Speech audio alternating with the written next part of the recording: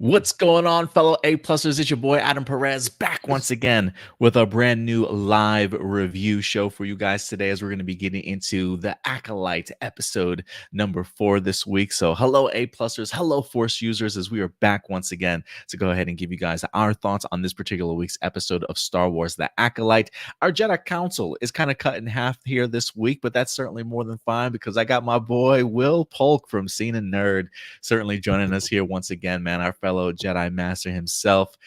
Good to see you, Will. I enjoy talking Star Wars with you, man, each and every week, and especially going on this interesting ride that is the Acolyte. It's good to have you back, man. How are you doing today? Doing well. Thanks for having me back on, Adam. I know we're down to the Jedi Council, sort of like what's going on in the show, but yeah, it's great to be back and talk about this episode. Yeah, Crystal couldn't be here this week. She had a job opportunity. She plans on trying to be here for next week's episode. And Stuart wasn't able to be with us last minute, but I definitely expect him back next week as well. But yeah, this should be an interesting episode to get into. I think there might be a couple of clips that I haven't seen from that have popped up in the trailers that I have not seen pop up in the episode in the series itself yet. So, but for the most part, I think all the little teases, with the exception of like the twirling lightsaber blast that we've seen in Yeah. some of the trailers, I think a lot of the stuff that we've seen in the 4 episodes have really popped up in the trailer themselves. So I do feel very much like it's a kind of an open sandbox at this point, going into the last 4 episodes of this season. So I'm still very much eager to see what they have in store for us. Are you still eager, Will? Um, Given the ending of this episode, just jumping right to it, yeah, it's still enough there to keep me intrigued. I think that's where I'm the most feeling that I have about the show right now. I think this week's episode, to your point, we did get some more, like of course the all the lightsabers there on Kofor. We did get that, and so yeah, I think most of the things except for Venestra and the lightsaber whip. I think Ah, for at least for the trailer, for most of the trailers that I watched, because after I reached a point where I stopped watching them unless it just happened to pop up during the basketball game or something like that. Whenever since Disney owns ESPN and Lucasfilm, so of course they always had a cross promotion. But I think for the most part, most of the things that at least I have seen, at least with the trailers I paid attention to, showed up. yeah, I'm glad you brought up the Vernestra Rose light whip that I haven't seen yet. I also haven't seen the space, the outer, I don't want to say outer space battle, but the ice asteroid field. We haven't Oh seen yeah, that yeah, part yet. And yeah, and then the red lightsaber twirling through the trees. We haven't quite seen that yet, but that definitely feels like that's an episode 5 yeah, scene certainly waiting. And I thought I yeah, saw a flash of Kelnacca yeah, fighting somebody too that we haven't seen. So it almost makes me believe another flashback is yeah. certainly coming. Maybe part 2, the other point of view to get into. But look, guys, as we break down this episode and we certainly talk and give our thoughts about it, we definitely want to know some of your guys' thoughts. How have you felt about this series so far? What did you think specifically about episode number 4? Pros, cons? Let us know your thoughts in the comment section box below. And we would love to have some conversation with you guys, especially since it's just a 2-man crew here today. We definitely would love to know about some ideas off of you guys. So feel free to let your voice be heard. And of course, hit that like button, hit that subscribe button if you like the content that we continue to provide for you guys on a weekly basis. So let's get into really our overall thoughts on this episode. Do you want to go first, Will, and just get it off your chest, man? Or do you Yeah. want me to go first? Okay, go ahead. What did you think about this week's episode? Sure. So overall, so I've watched this episode twice, and and I will say the second viewing, I felt better that I did the first. The first time I watched it, I was really let down. I was like, okay. But upon a rewatch, I think I was being a bit too harsh, to be honest, in my viewing of it. But I think we you know, we there was some I think there was some missed opportunities in this episode, and I don't know if it was just acting choice, writing choices, directing choices, or editing. It just seemed that sometimes scenes just kind of got cut off in a weird spot when they would do the transitions over to the next scene. So I felt that that was some of the pieces of it that didn't work for so well for me. I will Gotcha. say, what the things that really worked very very well for me was May and Cormier. I think those scenes when they were together. I think Amanda Stenberg has definitely pops more when she's playing May than when she Mm, plays Osha. mhm. Um, so I think those scenes were really, really, really well. The thing that in both viewings of the episode, the place where I was like, okay, started checking my phone was the scenes in the forest, in particular with the Jedi just sort of marching around off to know, you know, I was just like, okay, yeah. So that both times I did, I was just drifting off and just like, okay, checking the time, see how much time we have left in this thing because those scenes took me out of it. But and then of course, you know, with the reveal, I know a lot of folks were upset about how they ended the episode. But you know, it's the midpoint. You know, if we were in the old days of broadcast television, you know, right before the winter hiatus, you would have that mid season cliffhanger. So you know, so from that respect, we you know it was very reminiscent of that. But instead of having to wait for you know a month or two to get the second half of the season, or even you know, good lord, like House of the Dragon, like you know 2 years, um, we we were able to get it next Tuesday. Yeah, I gotta say, man, this episode this episode ended and I was like, what? No, they Mm, didn't. They did not just do this to me. Like they literally yeah, did not just do this to me. So it did ruffle my feathers, not like in a negative sort of way, but just yeah, like I just wanted more. Like I needed to see how that scene finished, you know.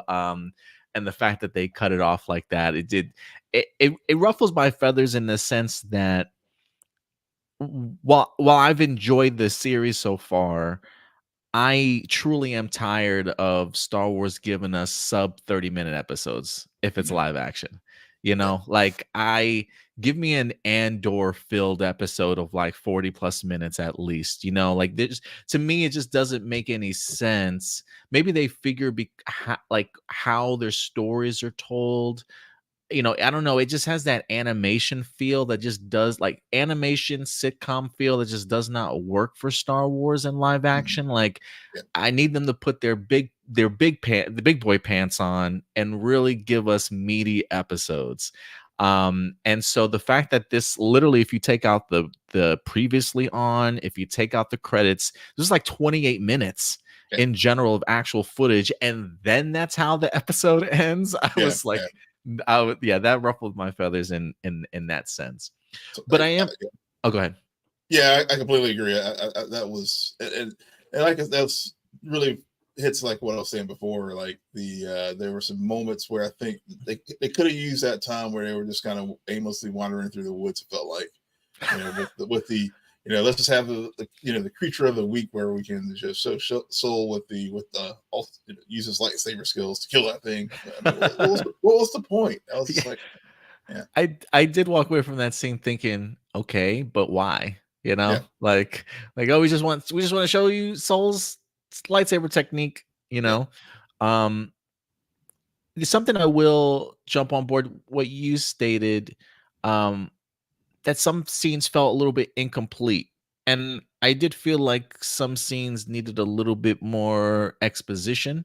Like mhm, while I do think I get a good amount of information, I feel like there's just so much more there that they can really mine that they're choosing not to, or if it's a case of they're waiting to reveal more. I don't know what it is, but it feels like, again, while I'm okay with what we're getting, I do feel like there could be more to them really exploring certain aspects a little bit more that I think would be that much more intriguing to me.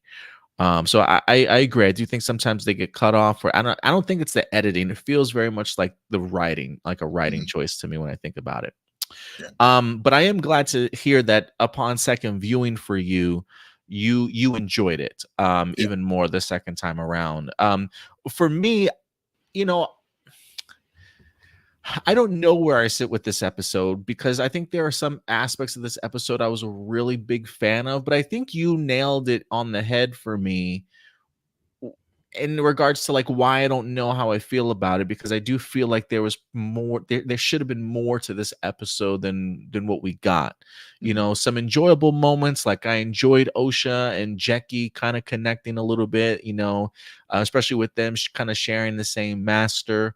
Osha kind of very much being um down about her own personal time being as a Jedi. Like she doesn't look upon it very approvingly, to the point to where Jackie has to kind of reassure her, like, hey, despite the losses that you've been through, like it's how we survive those losses that make us who we are. And her being Mhm. sort of that her, I don't want to say necessarily the Jedi Master in the situation, but kind of giving her Jedi teachings to kind of help Osha navigate some of the inner struggle that she's kind of dealing with. I was kind of surprised that she still looks at her time as a Jedi very much as a failure, because she kind of held on to so much of the resentment and the loss that she kind of experienced. So I did enjoy the Jackie and Osha stuff, but there are moments of like, just I don't know if it's the dialogue or what, but I like that scene cut off after she put her arm on her shoulder and stuff, and it went to the next scene, and I'm just like, no, like I really want to see them explore Yeah. those moments a little bit more to build off of them in their relationships. But it was just all about, let's get to the next scene. um I agree with you. I think the May and Kiram,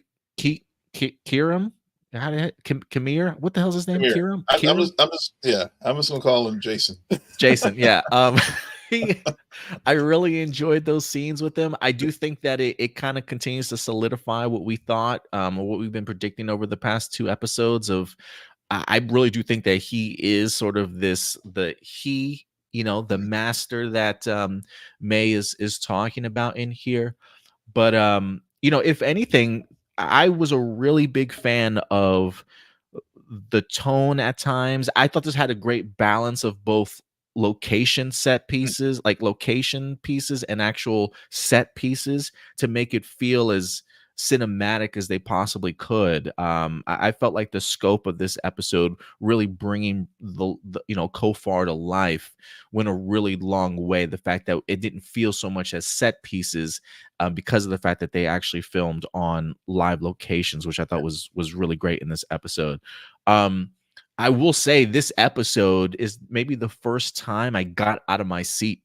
um and for me, I think the reveal of the quote unquote master at the end, like, just from a cinematography and directing point of view, of like how he's revealed kind of floating as this haze in the back, I just got like Harry Potter Voldemort sort of vibes to it, just Yeah. really creepy. Yeah. And so for me, I thought the reveal was absolutely brilliant. So yeah, there are aspects of this episode I was a really big fan of, but I think, like you mentioned, there was more on the bone that they didn't explore. And so for me, certain scenes definitely felt a little bit flat. But overall, I still walked away enjoying the episode though. Yeah, it's funny when you started talking about the reveal. I saw it right before coming on here. I was just surfing Twitter real fast, and uh, they had some shut up Laura, who I don't know if folks follow the Force Toast Pod. She had retweeted someone that did the Barbie. I don't know if you've seen Barbie, someone like coming off the roof, the floated out. It's like out of context. Spoiler alert. Yeah, Yeah, it definitely but had like a Mary Poppins vibe to it for sure. yeah, His yeah, him kind of yeah, floating into the scene, but it was just creepy. I thought the yeah, music accompanying it, like the cinematography and the lighting, especially as they're in the forest, especially with it being like, was it dusk? Is that, wait, dawn? What's the, like, before the dusk, I guess, the night before the nighttime, yeah. Dusk. Yeah, right? Twilight. Yeah, yeah, Um seeing how low the sun was, and then upon the reveal, like when Osha realizes he's here, and then the sun sets and it just gets dark, Yeah. right? And then it just becomes creepy. The music changes, the lighting changes, homeboy floats into the scene. Everybody turns around and notices him. I know people probably are. I don't know how people are reacting to his appearance.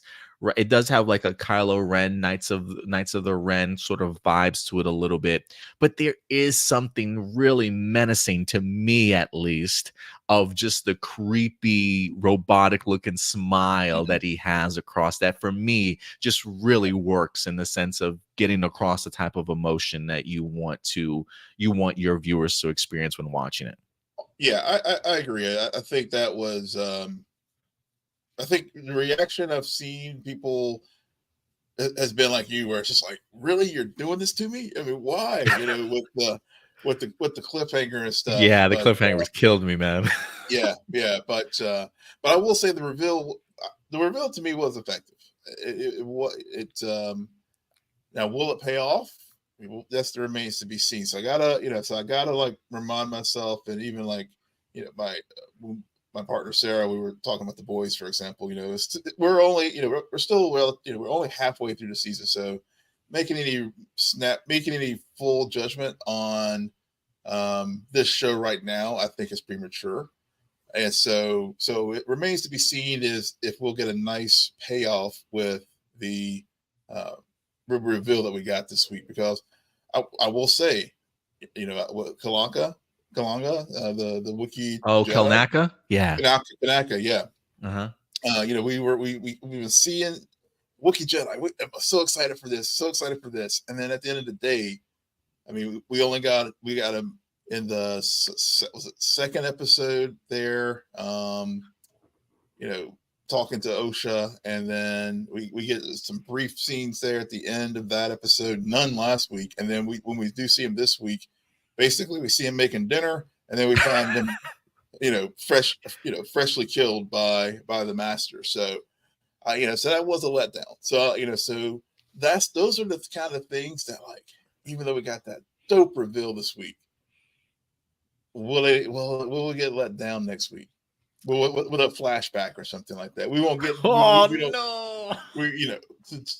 We got another point of view. So we got Day. This episode was titled Day. So now we go night.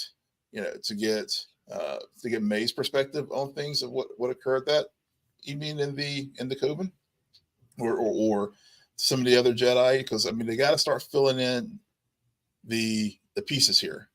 Now that we have 3 of the 4 now dead from that night, and so I mean, really, those characters, I mean, really, those Jedi are just MacGuffins, because I don't feel invested in them at all. They're just basically MacGuffins just to move the story along, and so I have a bad feeling about this.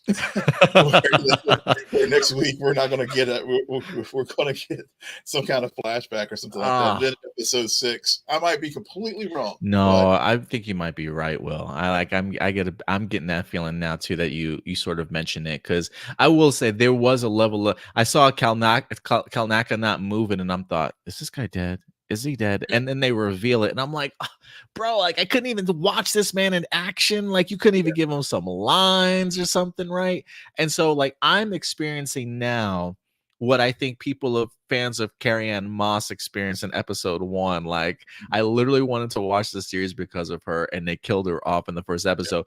Granted, we probably will see her at least maybe one more time in this in this show, but there is something about the present day that like I really want to see how these characters would navigate the situation that's kind of currently going on. And after last week's tease of Kalnaka being in the forest and stuff, or the episode 2 of him being in the forest, I was really eager to kind of see how he responds to everybody, and like why homeboy is in the forest in the first place. Um even the Jedi talked about the idea that he hasn't had communication with anybody in about a year, and I'm sitting here thinking to myself, well, why is that?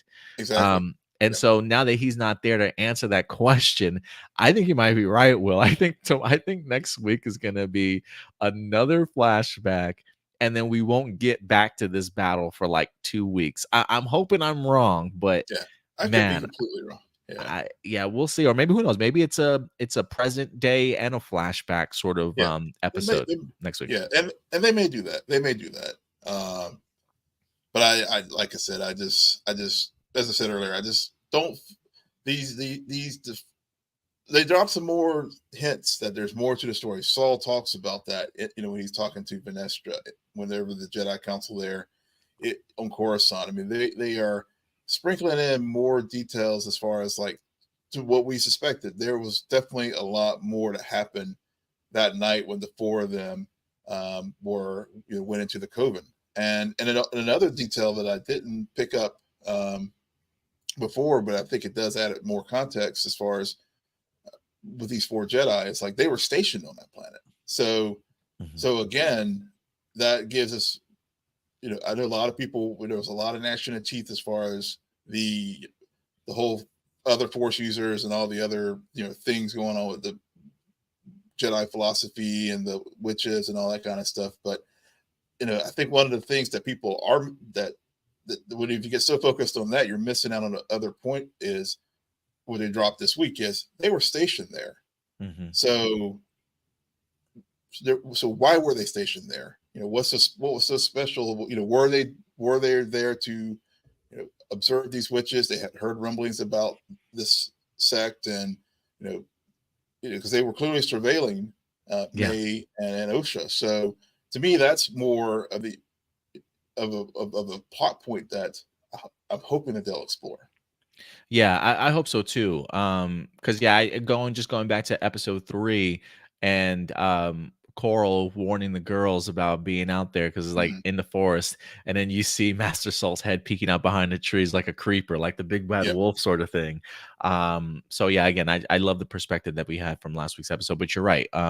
With her hunting down these four, definitely continues to push the idea of like, with them being stationed there, one, how could they let something like this happen? And really, what was their main purpose of being there? So yeah, man. A couple things I do want to talk about here real quick. We did have ourselves a returning prequel character pop up here in this week's episode. We had Jedi Master Ki-Adi Mundi, if I'm pronouncing his name correctly. He popped up in here. I have seen some people kind of upset that he was in this episode. Apparently, according to legends, I think he had a particular date of birth, but technically, like non-canon wise, it's not really official. So I guess there's some liberties that they certainly are taking in here in regards to bringing him on board to this story.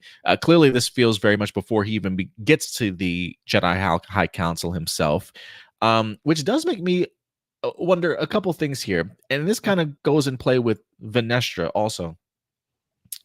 The idea of we talked about this early on, secrets, the fact that they want to keep this away from the High Council, not even let them know because of the fact that they know that if the High Council knows about it, the Senate is going to know about it.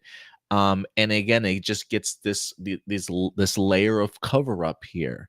And I find it fascinating that Ki-Adi Mundi is on here because he himself eventually does go up to become a Jedi High Council member.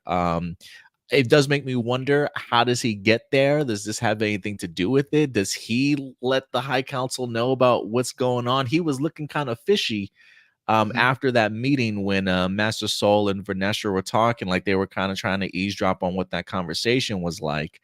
So does Mundi reveal some things, and they the rub is like, hey, good work, we'll put you on the Jedi Council now. Who knows? But did you feel some type of way about Mundi popping up in here, or did you not really care?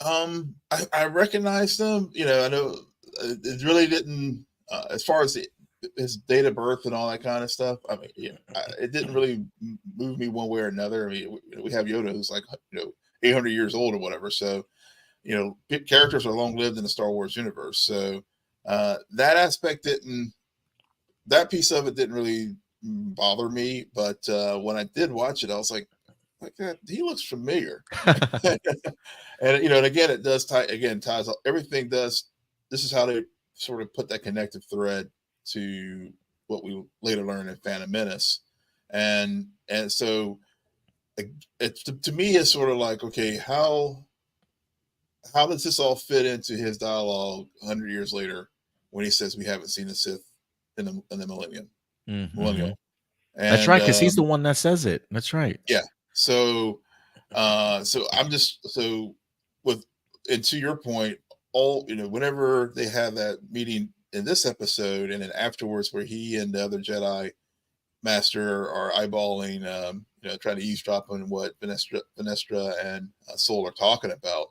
Yeah, I mean, I was just thinking, okay, here's the conspiracy. Here's here's the seed to the cover up, and I get why people are upset about how Jedi are being treated in this show, and I mean, it goes back to even Ryan Johnson with The Last Jedi, as far as I think with the original trilogy, it was so binary, good versus evil, and later iterations of Star Wars have made Jedi more shades of gray, and even the original OG Jedi Master himself, George Lucas, even introduced that shades of gray in the prequel trilogy, with keeping secrets from Anakin, and because they were concerned about his relationship with Palpatine and stuff. So good point. So this notion of shades of gray of Jedi didn't originate with Leslie Headland. I mean, this goes back to George Lucas himself. So so I do take issue with people getting all up in a bunch about this now, because it's been around in Star Wars lore for a bit. Yeah, no, I totally agree with you. And yeah, this is just kind of building upon it. Um, I will say, man, I had a thought and then I just lost it to build off of something that you were gonna say. I will say this, you did mention Ryan Johnson. There is a fascinating scene in this episode, in Kelnac's right in the very beginning of this, when Kelnacc is cooking dinner or whatever he's working on in his home. You get to see like etchings and writings on the Yeah. wall, and there's a big yin yang sign, that, if you recall, I remember seeing in The Last Jedi Yeah. in Luke's temple, and right next to that, he had sort of the ascension Yep. symbol also, that was just kind of dots. And when I look at it, it looks nearly identical. Yeah. Um, in the sense that, maybe the ascension mark is more of a symbolism of the thread, aka still the force, but another Yeah. way of showcasing it, and the Jedi way being the sort of the very much yin yang sign that we see from Luke's temple. And to me, it's just another connective tissue, Mhm. from what we have now to later. And for me, I really appreciate coming full circle moments, Yeah. and that type of thing. Did you catch that too? I did, and even the music, everything about that. I think the more this is why I'm so frustrated about this show, is because it has such potential to do more, Yeah. but for whatever reason, I feel like they're being held back, and I don't know what. I don't know if it's the studio or what, but it just has such potential, and I feel like it's not living up to its fullest potential as of yet. Now, talk to me in 4 weeks, I might be like, damn, this is the best Star Wars ever. But right now, I'm just sort of still kind of like, it's all right. It's enough to keep me around and talking about it, but at the same time, it's not like, um, it's not, it's not Empire or Andor. Yeah, no, absolutely. And I will say too, people that are worried about It does frustrate me in the sense that people worried about the lore of Star Wars, and I'm just thinking to myself, like, you do know that they have people that they talk to about these story beats, right? Like, Yeah, I mean, I'm sure they got to run this stuff past, Dave Filoni, yeah, Peter Hidalgo, yeah, yeah, Pablo Hidalgo, excuse me, yeah, in order to make sure that these stories kind of line up accordingly and whatnot, yeah, and so yeah, if Ki Adi Mundi is in here, I'm sure he's in here for very good reason. They too probably are thinking themselves, that's legend stuff. That's expanded universe stuff yeah. that don't matter anymore. Right, right. Yeah, I'm sure they run this stuff past people all the time. yeah, and maybe quite frankly, I think you nailed it. I mean, I think Filoni could be the problem because I think he was kind of, I think he's on record not being a big fan of Andor. So Oh, I really? think He didn't, huh? I think I maybe I might be, I and Yeah, I haven't folks in heard the anything. chat, So please correct me. But maybe I misheard. It could be just urban legend on social media or whatever. But I thought that he was not a big fan of Andor, and so maybe we've joked how sometimes the writing feels kind of CW-ish, and I saw some of that in this episode too. So if he is the creative person there now in Lucasfilms, and I noticed the show was developed some time ago, uh, but he definitely has a pretty key spot in the studio there, and maybe he and Kathleen Kennedy are the ones to kind of like dial it back a bit. From what maybe Leslie where she wanted to go. Because I didn't watch Russian Doll, so and me neither. I haven't seen her prior work, so I can't say, oh, I wish she had done X Y Z versus what she's going in this path to compare it to. So, but if folks in the chat, if you watch Russian Dolls, if you feel like if this is consistent with her work product, let us know, or if she took some other material and made it better, I would really like to hear your thoughts on that. Yeah, Russian Doll might be worth me checking out just to see her previous work and to see just how deep she dove into some of the context and just the dialogue in general. Because I would agree there are moments where it does feel like Dave Filoni dialogue, Mhm. maybe a little bit more grown up, but like just not expanded on as much as I think we Yeah, both would kind of like. yeah, Which is, I think, when we first talked about the first two episodes, that's why I feel like this show is very much kind of in the middle for me. Like, it's not quite Andor, it's not quite Ahsoka, it's just kind of in there. yeah, And I think, again, for me, this was probably the most cinematic feel of the episodes that we've gotten so far for me. yeah, Just because of the live locations that I think yeah, did wonders, especially for the May and Kiram Kamir stuff. I can never remember his damn name. yeah, yeah. But what did you think about May making up her mind in here? Mhm. After her encounter with Osha in the second episode, while her companion in here says, nothing's changed because Osha's alive, May clearly thinks otherwise. Yeah, Clearly one of the reasons why she's doing this is because she thought her sister was dead, and this is a way to exact revenge. But if you find out your sister's alive and you've seen her, what is the point now, right? yeah, Did you find that turn too quick, or it yeah. it, it I did. made sense to you? Yeah. I found it too quick. I mean, I just felt like it was just like, wait a minute now, 2 minutes, 30 seconds ago, you were like, let's do this mission, and then all of a sudden now you turned, and and that's where where I felt like things were just incomplete, and with some of the character choices, and that just really boils down to the writing. It just There is a moment in here when just before they get into the forest, and they're on the mountain, and he's talking about her failing to kill the two masters, and she's like, no, I killed them, I don't know what you're talking yeah, about. And then she starts questioning him about, like, you haven't seen his face, have you? He brings up Master Soul, like he name drops. And if you watch May's expression, it definitely changes.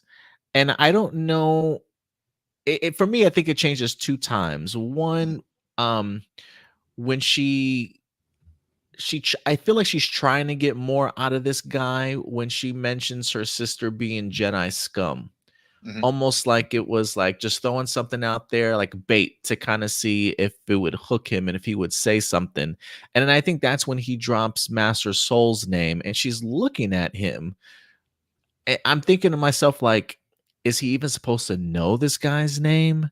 You know, did she ever bring up Master Soul's name to him? Is that why she's looking at him weird? Because it's like, how do you know this guy's name? Like, what, how, Yeah. how deep into this are you really? Like, she's kind of questioning him. So there was a point where I was thinking to myself, is if that's why she decided, like, if this whole entire trek, she's just thinking to herself, like, something just doesn't feel right here, and I need to kind of get out of it. So to a certain extent, I would agree with you. I do think that it felt a little bit rushed.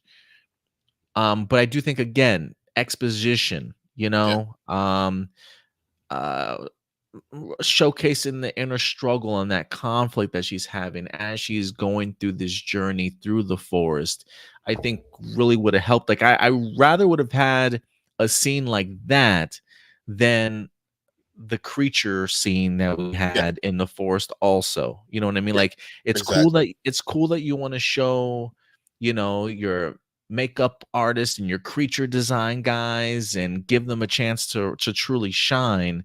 But in a murder mystery, especially when you've got this character that's going to switch on a dime, I really would have liked to have seen that explored, especially considering the fact we didn't get that in last week's episode. Yeah. Yeah. I completely agree. I mean, I get.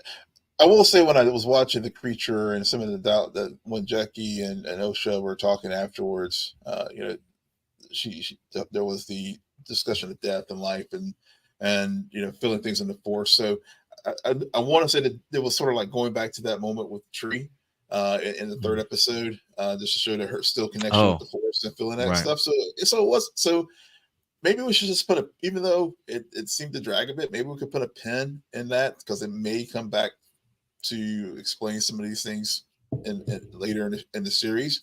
But I completely agree with your point, what you made about May too, um, and with the turn. I mean, I guess looking at it, thinking about it now as we talk about it, especially when they stopped and took that break, Hmm. and maybe she was when she left him there. And I mean, I guess she was the one that set the trap for him to whenever. I guess that was sort of the turning point where she was like, "I'm going to continue to do this alone." And she even says, "Look, I did need you for a while, Hmm. but maybe that was to help us sort of start to see the turn of why am I doing this." Maybe she started, from all the interrogation and stuff and all, and knowing her sister's alive. Maybe that is, and the fact that her sister didn't kill her or stun her whenever Mm. whenever she had a chance to apprehend her, she didn't. So maybe all those things, again, in the totality, when you look at it, makes sense why she made a turn. It does, But yeah. but at the same time, it would have just been nice to have a little bit more exposition or something just to like um some was sometimes you want to show not tell. This is one of those situations where they could have told a little bit more Hmm. to make it more believable. I get you. But yeah, because it definitely it makes sense. Like to me, now that we're talking about it, like I don't necessarily know if this was necessarily her plan as soon as she stepped off the ship with him, but I do think at least to the part where they're navigating through the hills and she starts questioning him, it almost feels like from at least from that point, she's really starting to have a change of heart, or at least knows that something's off here, and I need to change course. Yeah, But yeah, I agree. I think it makes sense from a whole point of view, but a little bit more exposition and showing, not necessarily telling, I think would have gone a little bit a little bit more way. yeah, Um, let's um let's get into our pros and cons real quick before we wrap up here. The light side of this episode, some pros that really kind of stood out to me. I think I mentioned this once already, but I'll go back to it. I did like the OSHA stuff that we got in this episode with her and Jackie. Mhm. There is something really cool about the idea of Padawans of the same master kind of getting along. I would like to see them have a little bit more time to shine. I don't know what the next couple of weeks episode is going to be, but I was a really big fan of that. Um, and I mentioned it again. The cinematography in this episode really won me over. I think it really helped set the tone, set the mood of this episode. The lighting, especially, it all just really worked for me. I thought the reveal for the master at the end was relatively brilliant, and how Mhm. they showcased it as well. So yeah, that's really all I got for light side though. I enjoyed that episode though as a whole. Yeah. For me, I think it was just the reveal, clearly the reveal, but also the clues and as far as like possibly confirming all the fan theories. And yes, maybe it is predictable, and maybe it's just one awesome hell of a red herring that they're misdirecting us to make us think that it is Khmer, who is the master. But at the same time, I was I was reading an article before we got on, and also heard how Leslie Headland was really motivated by one of the games, Knights of the Old Old Republic. I Republic. think. Mhm. Yeah, the Sith Lords, and apparently there is a character that was in that video game that basically the template is there. I mean, it was all it was basically the same thing that we're seeing with Premier or Jason. So I always screw up his name, but the bumbling, he was a trader as far as goods and services, and all the little things that we're seeing in this episode in this show. That character in that video game also had the same type of thing, and it ultimately was revealed to be the Sith. So, there is at least a non-canon, I guess. I don't know if that game is canon or not, but Knights, I don't think it's yeah, canon. but there is a template out there that apparently Leslie Headland has been really enjoyed. She's apparently a big Star Wars head, and that was one of her motivations. Um, so that was pretty cool. But also related. I still do stand by my idea here, and this will actually take us back to the High Council real quick. I still stand by my theory that this is not the master. Mhm. Like the guy that we see at the end of this episode, I'm still very much under the impression he is an apprentice Mm. to somebody else that he's working for. And May is just a pawn to potentially maybe be the apprentice's new Padawan or person. Thus, why May is considered the acolyte in here. So I still think there's a bigger bad behind this all. And that does kind of bring me back also to what we were talking about, which I found interesting. And one of the aspects of the episode that I like is that the Jedi and the High Council at no point in time even consider the idea that this is a Sith that winds up Mhm. training May. Right? It's literally not until the end of this episode where we see a red lightsaber. And so Right. Vanestra's at the point of even suggesting a Jedi Master at Right. some point in time trained May. Mhm. And when you get somebody like Key Mundi, when you get somebody like Mundi there, who then emphasizes later in the Phantom Menace, like, "Oh, we haven't seen the Sith." Well, yeah, maybe you haven't, bro, because Yeah. you clearly thought it was still a Yeah. Jedi at this particular point. I just found it pretty interesting. Yeah, yeah, and it goes back, and I think that also ties into what we were discussing earlier too about the witches. I mean, it's just a different coven, and different, sex within, because they even said in this episode, different, maybe it's a splinter order or something like that. I Yeah. think, yeah. So honestly, this is maybe how they just respect canon by not ever, even though we as viewers know that it's a Sith, but within in universe, they may never call it a Sith. And then a lot of these people probably die, so there's not going Yeah. to be folks there to tell the story.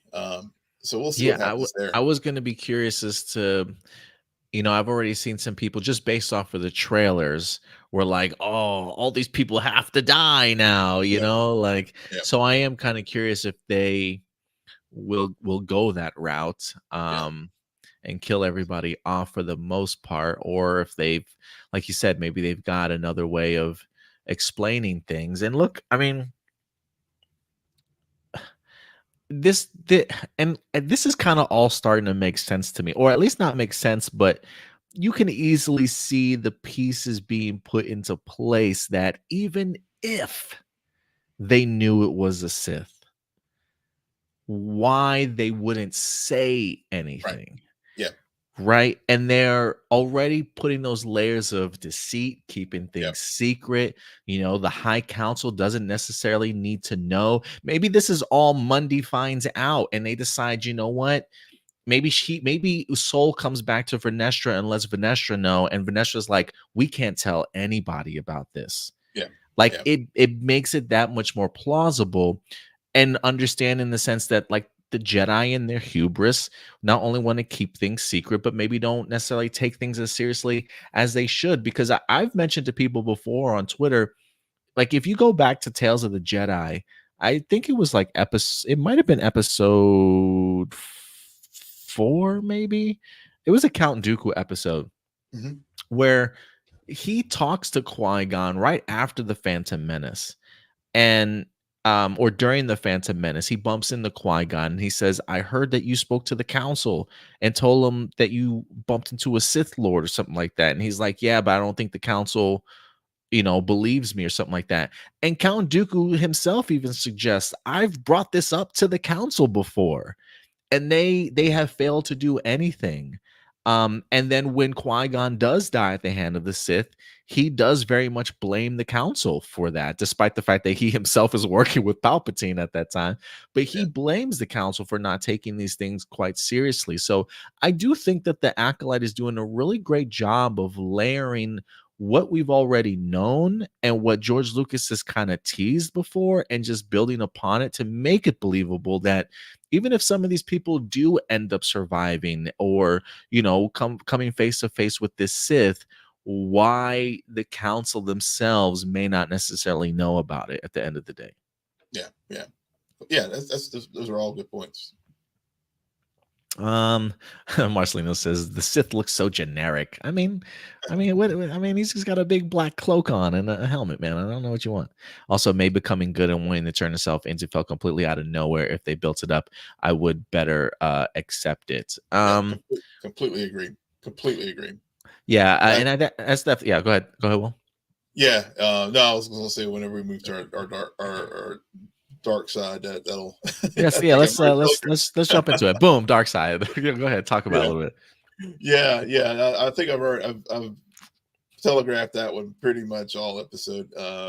That's definitely one of my quibbles with this is just again just the uh, feeling of incompleteness with certain character moves and stuff.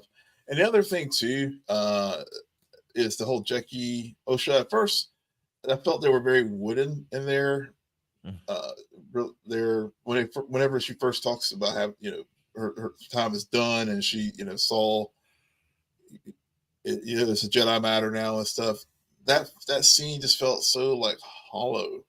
Um, but it did get better whenever they were actually on the planet and had some of those other interactions. But so I will say, as far as Dark Side, there's still some like woodenness in a lot of the performances. I don't know, and I don't blame the actors so much. I just think it's just the dialogue that they are given to work with, Mhm, and mhm. so like I said, when Amandla has to play May, she pops. When she's playing Osha, I don't know. It's just I'm still not feeling that character as much as I do May. I get you. I do wonder if there's more to OSHA that is transpiring here. Um, and I say that because there are two moments in here where I feel like she's almost eager to rejoin the order. Mhm. Um, when Soul approaches her and is like, "Hey, I need you," and she's like, "Oh, you want me to join the order?" And he's like, "Oh, no, not quite." But and then Yeah, she kind of gets deflated a little bit, yeah. you know. I also find it interesting too that the Jedi Masters. I don't know if he's a master or not. I can't remember his name. Cord Oh, or something Yord? like Yeah, the Yord. Yord. Yeah, Yeah, Yord. yeah, He mentions to her, why she's on this journey, why she's on this trip in the first place, about, maybe not necessarily facing her past, but facing herself. Like, yeah, this still feels very much like a Osha personal journey. And like we talked about too, the idea of her really looking down on her time as a Jedi. I don't know what's happening with her character right now. I definitely want to see it fleshed out a little bit more, but she's definitely going on her own character journey in regards to being comfortable with what her time was as a Jedi. And it mhm, does make me wonder if are they flipping things on us now? Like, is May gonna want to be the one that turns good? And Osha feeling some type of way about her own personal failures and not being able to confront her sister. Like, is that stuff going to start eating away at her, and the disappointment of Soul using her instead of actually yeah, bringing her in? So I am fascinated to kind of see where Osha's journey is going to go. But I would agree with you, at least in this particular episode for me. It did feel a little bit wooden at times. I thought her best performance in this episode, though, was facing down the Sith. yeah, Just how terrified she absolutely was in here. yeah, yeah. I completely agree. If I had a dark side, killing off Kelnacca, man, Mhm. really, really bummed me out, honestly. I'm sure we're gonna get more of him in here, but it definitely was a stab to the heart. Like, damn, I can't believe y'all did that. Same thing with the 28 minutes and then leaving me on a cliffhanger. That was definitely one of my negative moments in here too. I meant to throw in something in the light side real quick. I'll Yeah. get to the light side in a second. But yeah, and then just pretty much what we talked about before about the idea of just the feeling of incompleteness with this episode. Like, there definitely was just more out there that he didn't explore that I think would have really gone sort of a long way for me. Yeah. Um, just to go back to a quick light side moment, it was just an honorable mention. I kind of enjoyed the new creature character that we had in Oh, Basil. yeah.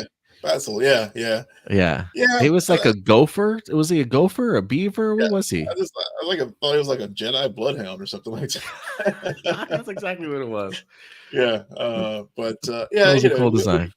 yeah, yeah. We always gotta have, we gotta have that cuddly creature you gotta have one. So yeah, Basil definitely played that role. Another light side I did have too was just with Yord Hmm. and his.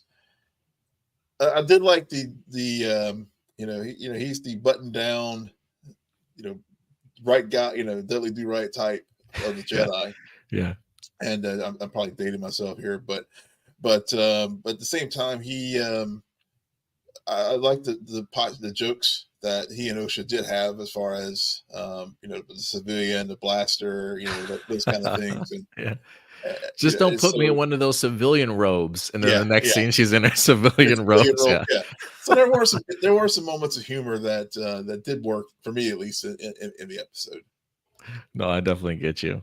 But I will agree with Marcelino also in the sense that Yeah, I do wish that May becoming good was explored a little bit more. I really would have liked to have seen a couple more yeah, scenes in there. Just give me like a five more minutes, guys. 5 more yeah. minutes wouldn't hurt any.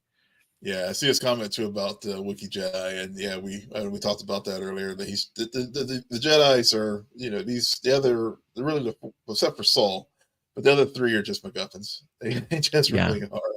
yeah, yeah, absolutely. Um, And then he says, I personally would have designed the Sith with an Oni, like a mask, give some secondary color with like gold or navy, and give him a symbol across his chest or something like that.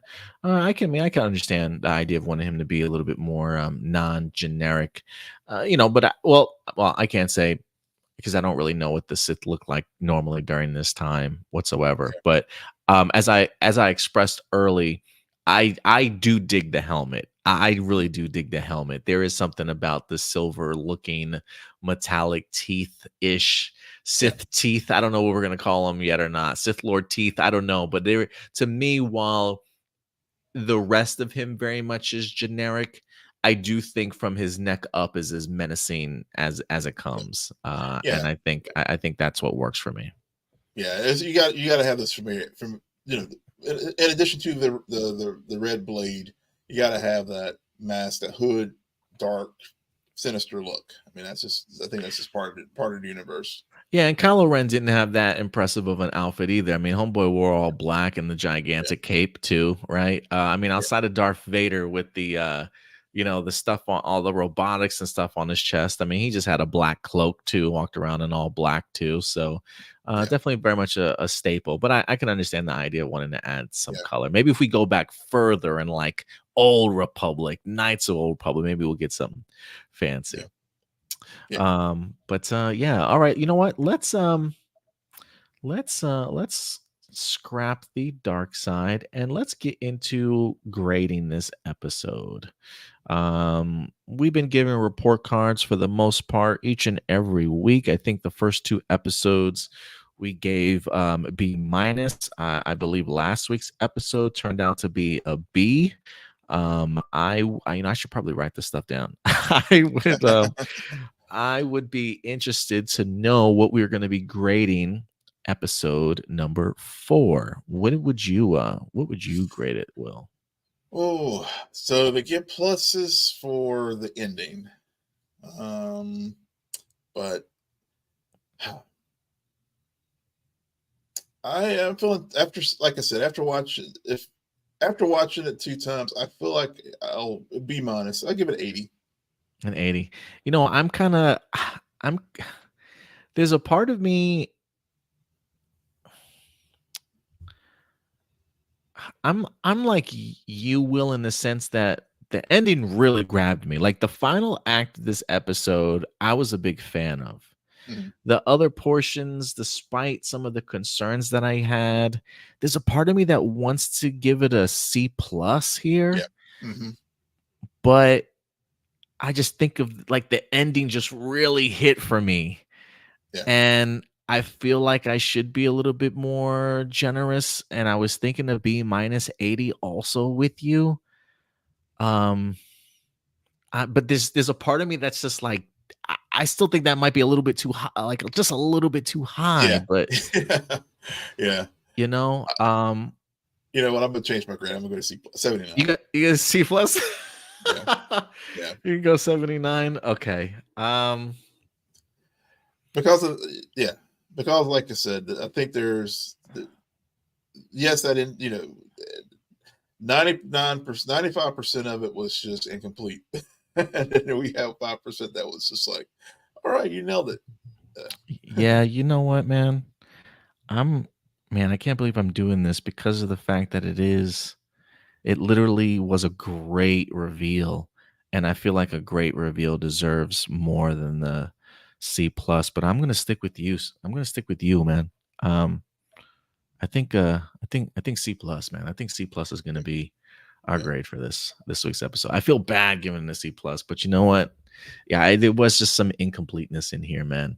I thought some of the story beats were good. I just wish they were expanded on a little bit more. I do feel like some of these scenes were rushed, cut off maybe a little bit too long. But yeah, the final act did it for me. That's where my plus will come in. That's where the C plus the plus Yeah. for the C will come in. Yeah. But so yeah, C plus for this week's episode, man. I Yeah. will be curious. I might have to text Stuart and Crystal and get their grades on it. But for this episode, I'm definitely going to give it a C plus.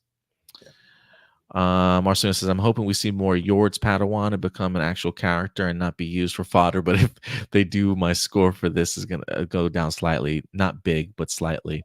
I will say I did have a friend of mine, Cody. He's been a big fan. Well, I don't say he's been a big fan of the Acolyte, but he's enjoyed it. And he's been somebody that has not really cared so much for just Star Wars television in general. Mm-hmm. And he's enjoyed it so far. But this week he did text me and he's like, Acolyte is starting to lose me. This week's episode was bad. So he Yeah. didn't care for this week's episode. Yeah. So you're not alone out there, Marcelino. So hopefully we'll see what the last 4 episodes are certainly gonna have for us. Again, this was an episode that literally got me out of my chair at the Yeah. end. I was like, oh my god, like that's how they reveal him. Oh my goodness. Like I thought the way that they, and I will say I do enjoy Master Soul's like curiosity, like him being able to tell something is not right, like him looking deep into the forest, and then Osha comes up and was like, what's going on, and he's like, oh, nothing, don't worry about it. Like him being able to sense ever since they stepped foot in that forest that something just was not right. Shout out to Lee Jung-jae, man, once again for an incredible performance in here, because he made me believe that something dark was coming. Yeah, I agree. Yeah. But yeah, guys, look, let us know your thoughts. What did you guys think about episode number 4 of The Acolyte? Was it your favorite of the season? Not your favorite? Somewhere in the middle? If you had to grade it, what would you grade it? What's your light side? What's your dark side? We want to know your guys' thoughts in the comment section box below. And hopefully we'll have the whole entire Jedi Council here next week for you. But guys, Will, if people want to follow you on social media, where can they find you, sir? Yes, you can find me. You can find our show on Twitter, X formerly known as Twitter, at Scene a Nerd. We're also on Instagram and Threads at Scene_N_Nerd. You can follow us on our website. We have the address right there. And of course, we have our YouTube channel. Of course, wherever you get your podcasts. So follow us there. We're right now we are starting our series of Dragons and Soups. So we'll be over the next few weeks, we'll be exclusively covering both House of the Dragon and The Boys. So please check us out. And thanks again, Adam, for having me here.